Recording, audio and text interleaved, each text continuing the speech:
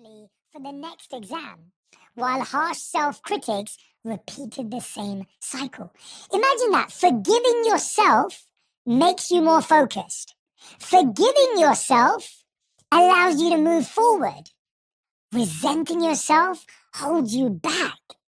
Criticizing yourself demotivates you. And think about it when you're talking to someone else or when someone's speaking to you.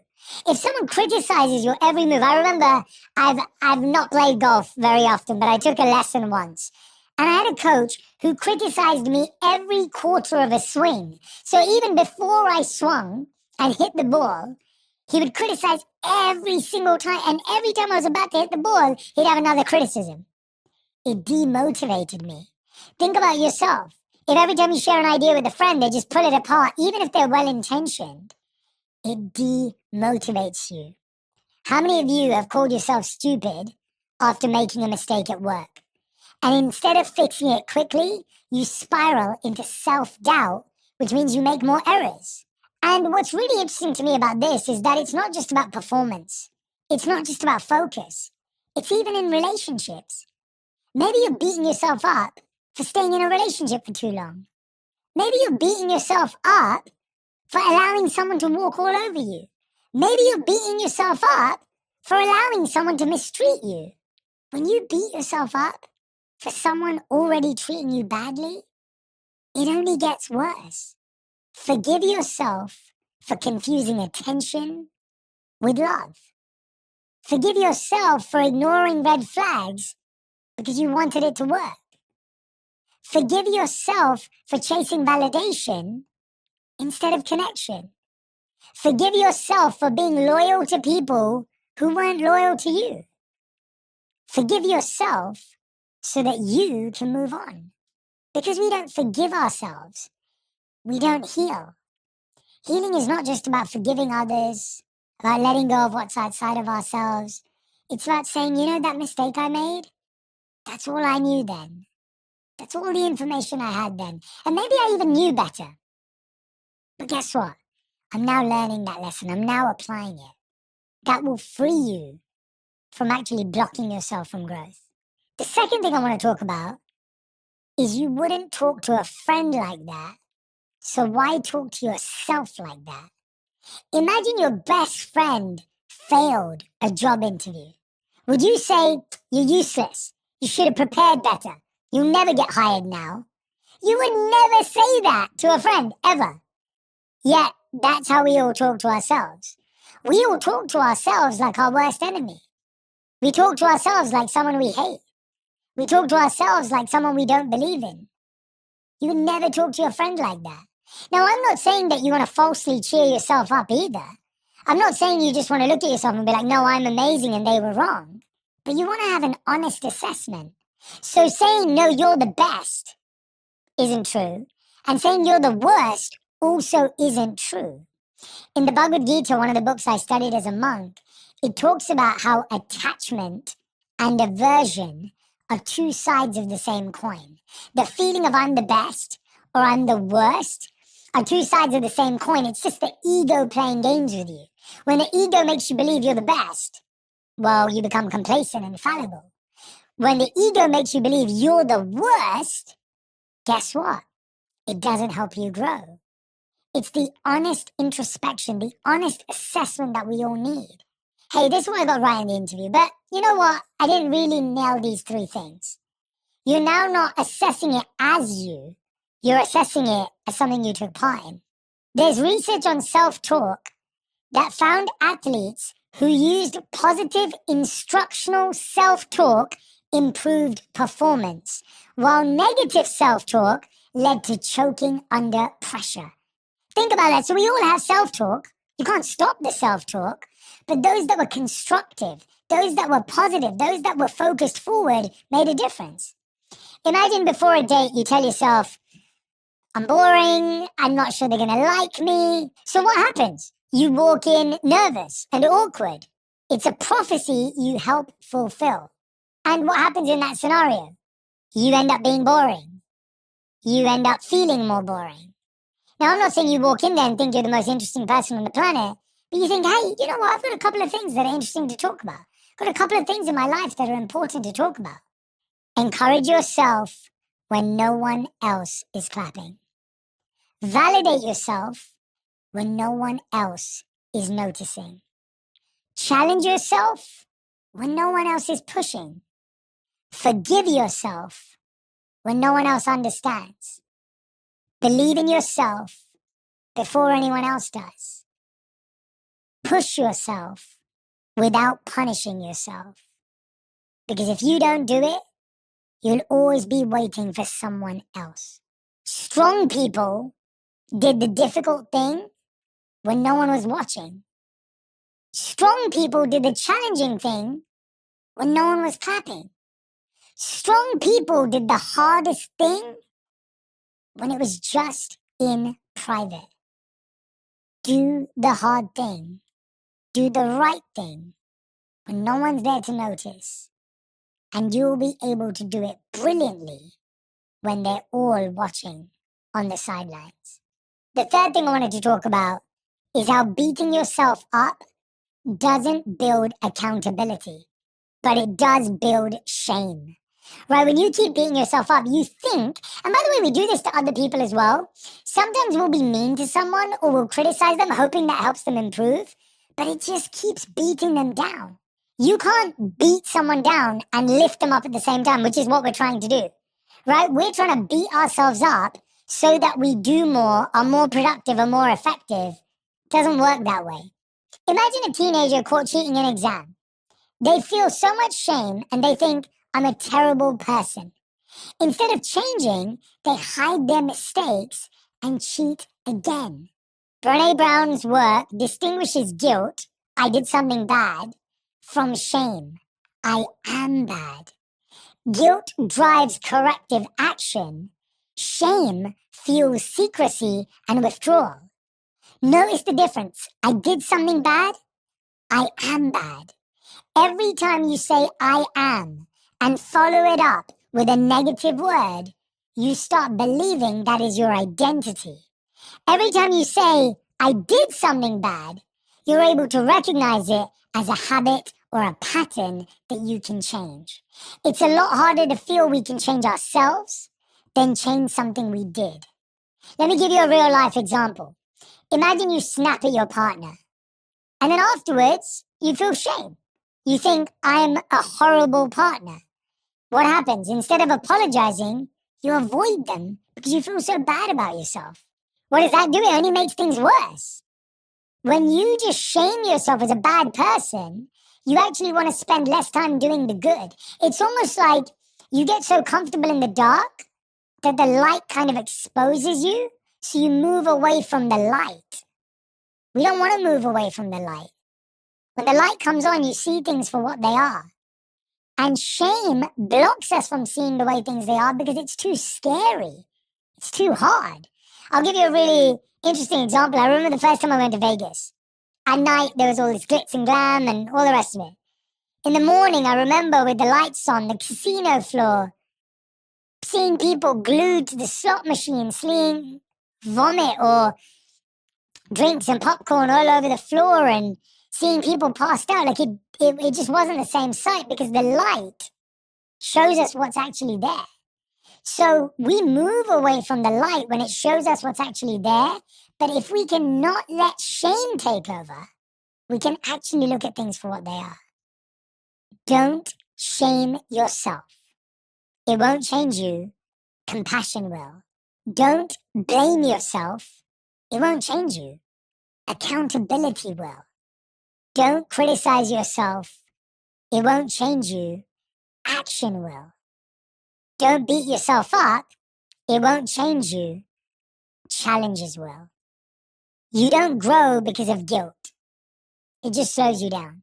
On eBay, every find has a story.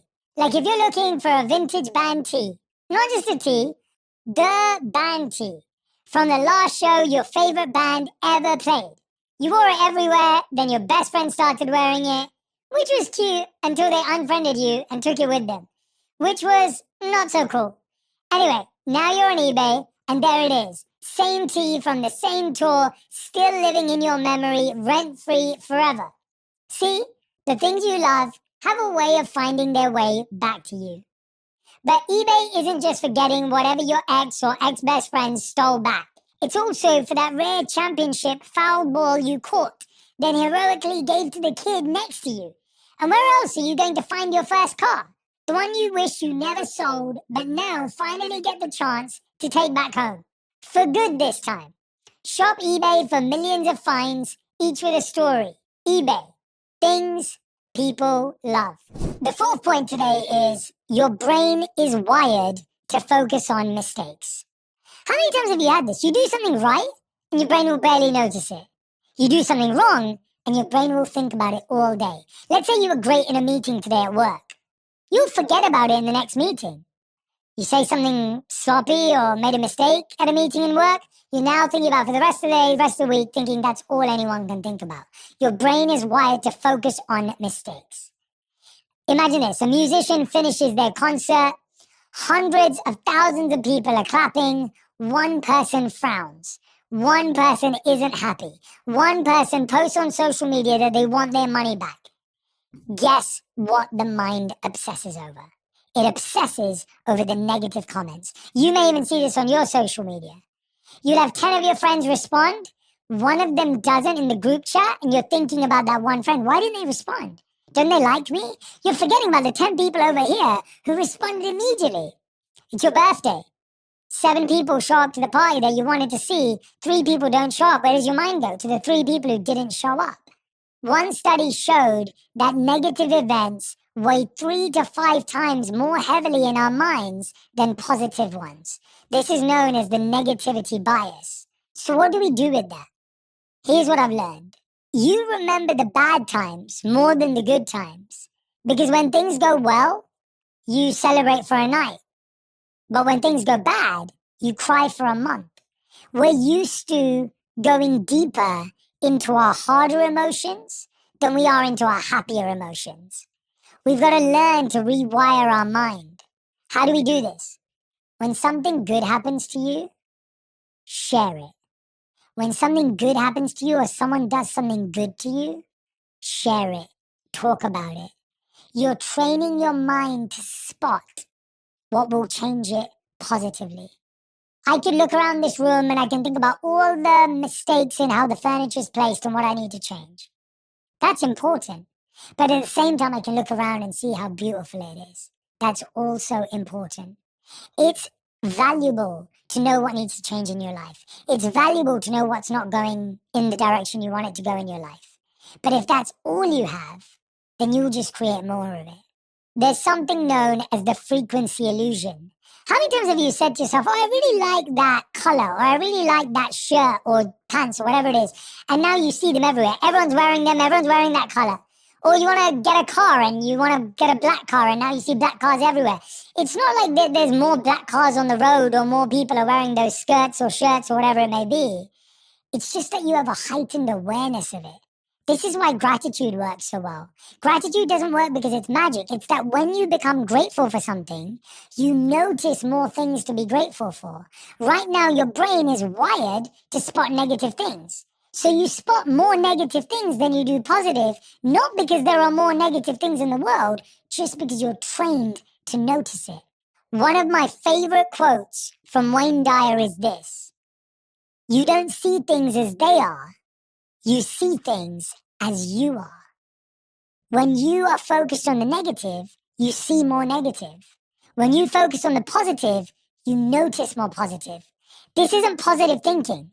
Positive thinking is pretending like the negative doesn't exist. Noticing good things is learning to tune yourself in to higher vibration and frequency. Point number 5 is that progress is not linear.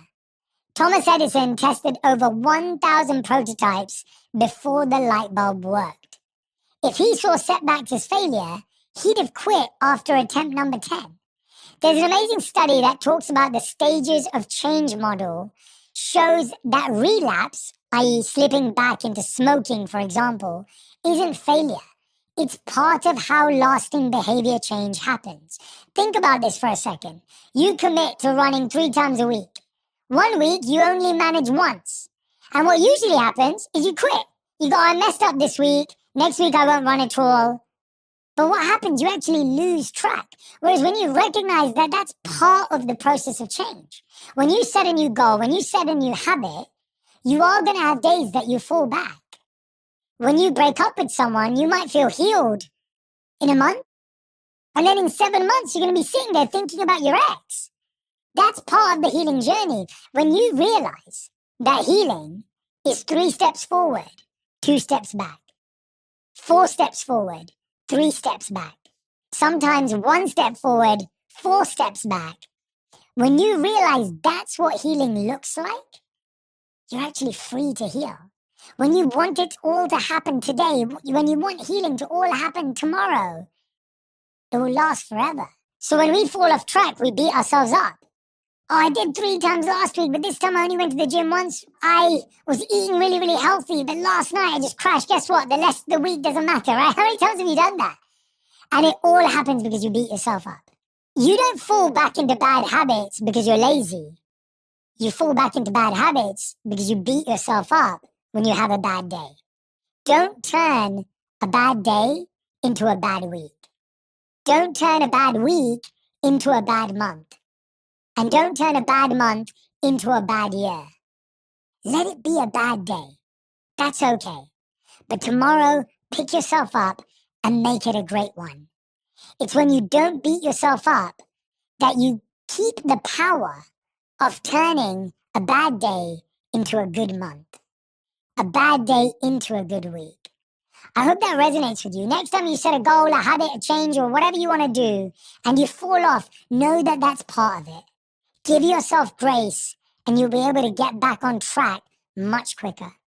The 6th thing I wanted to share with you today is that rest is part of progress, not the opposite of it. So many of us think that rest means we're not moving forward. My monk teacher used to say, if you want to move 3 steps forward, you have to go 3 steps deep. So if you're struggling to move forward, ask yourself if you've gone inward already. Elite athletes schedule recovery days as strictly as training days. Serena Williams even naps before matches because rest is strategy, not laziness. For most of us, though, rest isn't something we plan. It's something we end up doing when we're exhausted. When you're resting when you're exhausted, that's not rest. That's survival. That's recovery. That's why it's so stressful. Whereas the highest performers in the world have scheduled rest. That scheduled rest is what helps them perform at their best in all the other times. On the podcast, I've interviewed Matthew Walker, who has done a lot of research on sleep. And his study on why we sleep from 2017 shows deep sleep consolidates learning and strengthens memory. Without it, performance and creativity drop. Some people think, oh, I'll sleep when I'm dead. Oh, I'll sleep when I'm tired. That sleep is the reason you can be so productive. That sleep is the reason you can be proactive. Sleep is the reason you can be so effective. So no, don't beat yourself up for wanting to rest. Don't beat yourself up for wanting to take a break. Don't beat yourself up for wanting to slow down. And don't beat yourself up for wanting to have your own time. Allow yourself to slow down. Give yourself permission to be still. That's where your power is. Let me give you an example. You work late every night to get ahead, but you're so burned out, you're starting to make sloppy mistakes. A rested version of you would finish faster with fewer errors. Working more doesn't achieve more. Losing sleep doesn't achieve more. Trying to do everything doesn't achieve more. Sometimes you achieve more by more rest, more stillness, and more calm. Point number 7 is that self-kindness builds resilience more than self-criticism ever will. Navy SEALs in training who used encouraging self-talk were far more likely to complete Hell Week than those who tore themselves down. Now, for those of you who don't know, Hell Week is the most grueling training that a Navy SEAL goes through. I interviewed David Goggins, and if you want to know more about it, you can go back to that episode and watch and listen to what that week actually entails. It's a 5.5-day period during the first phase of SEAL training. Candidates average about 4 hours of sleep for the entire week, less than 1 hour per night. They're constantly exposed to cold water, mud, sand, physical drills, and team challenges. Training goes day and night, running in formation, carrying boats and logs, swimming in the Pacific, obstacle courses. The goal isn't just to push the body, it's to test the mind and spirit under exhaustion. Instructors want to see who breaks under stress, who stays calm when freezing, exhausted, and in pain, who can lead and support teammates when everyone is suffering. About 70 to 80% of candidates quit during Hell Week. Those who survive don't necessarily have the strongest bodies. They have the strongest mental resilience because their self-talk is not negative. They found that breaking down the week into moments, just get through the next meal, not survive 5 days. Neff and Germer in 2013 found people who practiced self-compassion meditation increased resilience, life satisfaction, and reduced anxiety. Imagine after bombing a presentation, you tell yourself, it's one talk, not my whole career. Next time I'll be sharper. That mindset keeps you moving forward instead of giving up. You don't get stronger by beating yourself down. You get stronger by giving yourself the same kindness you'd give to anyone you love. I really hope that this episode is able to help you quiet that inner critic. It's not going anywhere. It's not going away. We're not trying to get rid of it. What we're trying to do is that we make sure we have the new scripts in our mind that have positive self-talk, that focus on what we can be grateful for, that look for opportunities more than problems, and that when they look for problems, they look for systems and solutions, not criticism, not shame. Thank you so much for listening. I hope you'll share this with a friend who struggles with this too. I hope you'll discuss it with them. And I'll see you in the next episode. Thanks for being here. I'm forever in your corner, and I'm always rooting for you. If you love this episode, you'll love my conversation with Dr. Joe Dispenza on why stress and overthinking negatively impacts your brain and heart, and how to change your habits that are on autopilot. Listen to it right now. How many times do we have to forget until we stop forgetting and start remembering? That's the moment of change. No one cares how many times you fell off the bicycle. If you ride the bicycle now, you ride the bike.